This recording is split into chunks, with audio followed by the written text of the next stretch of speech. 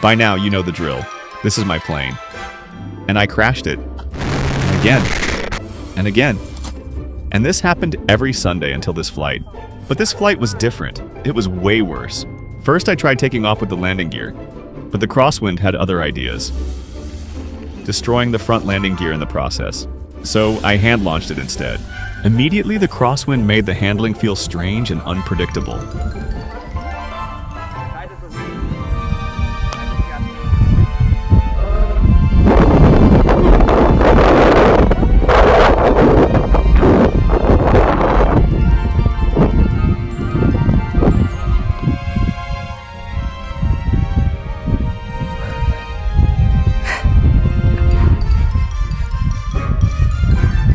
You can see me panic and try to turn, but instead I put the plane into a barrel roll.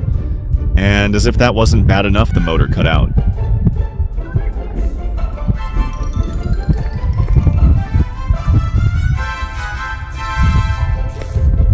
So that's it for today. Thank you for watching.